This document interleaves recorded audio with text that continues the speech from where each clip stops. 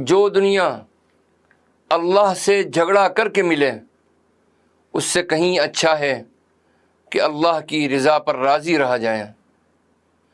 اس کی رضا کی شیرینی صدیقوں کے دلوں میں تمام شہوتوں اور لذتوں سے زیادہ میٹھی ہے۔ ان کے خیال میں یہ تمام دنیا اور جو کچھ دنیا میں ہے اس سے زیادہ مٹھاس رکھتی ہے،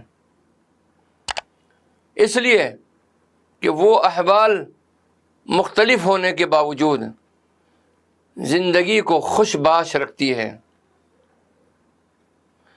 لوگوں سے علم و عمل اور اخلاص کی زبان سے بات کیا کر، جو عمل علم کے بغیر ہو اس عمل کی زبان کے ساتھ بات نہ کر، کیونکہ یہ تجھے اور تیرے پاس بیٹھنے والوں کو کچھ فائدہ نہ دے گی۔ رسول اکرم صلی اللہ تعالی علیہ وسلم نے ارشاد فرمایا، علم عمل کو بلاتا ہے، او کما قال علیہ الصلاۃ والسلام۔ چنانچہ اگر وہ اس کے بلانے پر آ جائے تو ٹھیک، ورنہ علم چلا جاتا ہے، علم کی برکت چلی جاتی ہے، تیرے خلاف حجت باقی رہ جاتی ہے۔ اپنے علم کے گھمنڈ میں پڑا ہوا عالم رہ جاتا ہے، تیرے پاس علم کا درخت رہ جاتا ہے، اس کا پھل چلا جاتا ہے۔ اللہ سے یہ دعا کر کہ وہ تجھے اپنے دربار کی حاضری اور ادب سے نوازے، اور یہ بھی دعا کر کہ اس کی عطا کو چھپا کے رکھے اور اس عنایت میں سے کوئی شے ظاہر کرنے کی آرزو نہ کرے۔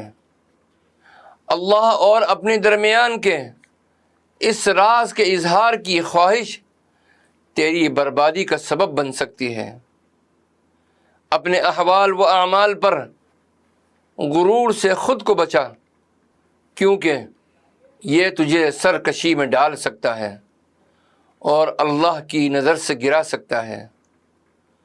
خلقت کو وعظ سنا کر اپنے مشہور ہونے کی خواہش سے بچ جا، یہ تیرے فائدے کی بات نہیں، نقصان دینے والی ہے۔ معاملہ صحیح ہونے تک ایک جملہ بھی نہ کہے تاکہ اللہ کی طرف سے یقینی امر ہو جائے۔ تو لوگوں کو اپنے گھر کی دعوت کس لیے دیتا ہے جبکہ تو نے ابھی تک کھانا بھی تیار نہیں کیا؟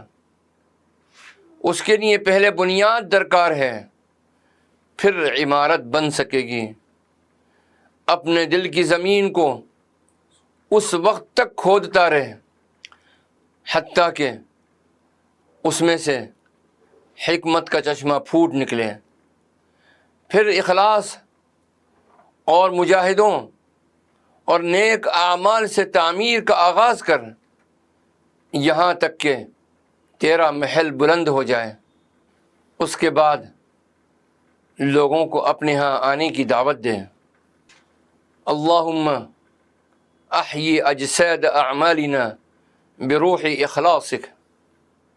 الہی ہمارے اعمال کے جسموں کو اپنی اخلاص کی روح سے زندہ رکھ۔ خلقت سے خلوت تجھے کیا نفع دے گی جبکہ خلقت تیرے دل میں ہے؟ بالکل نہیں۔ تیری اور تیری خلوت نشینی کی کوئی عزت اور وقعت نہ ہوگی۔ خلقت کو دل میں لیے ہوئے خلوت کرے گا تو تجھے ان سے الہی کے بغیر اکیلے ہی بیٹھنا ہوگا۔ تیری خلوت نشینی بیکار ہوگی، کیونکہ نفس و شیطان اور خواہش نفسانی تیرے ساتھی ہوں گے۔ ایسے میں تمہارا دل اللہ کے ساتھ انس پانے والا ہوگا۔ چنانچہ تو اگرچہ اہل و عیال، دوستوں، رشتہ داروں کے درمیان ہی میں کیوں نہ ہو خلقت سے خالی ہوگا، ان سے الہی جب تیرے دل میں جگہ بنا لے گا تو تیرے وجود کی دیواریں گرا دے گا، تیری بصیرت کی آنکھیں بینا ہو جائیں گی اور تو اللہ کا فعل و فضل دیکھنے لگے گا، غیر کو چھوڑ کر اسی سے راضی رہے گا۔ جو بندہ شرع کا پابند ہو کر کسی ایک حال میں ہو اور تو اس سے اوپر اور نیچے اور فنا اور بقا کی خواہش نہ کرے، اسے اللہ کی رضا، اس کی موافقت اور عبودیت کی شرط حاصل ہو گئی۔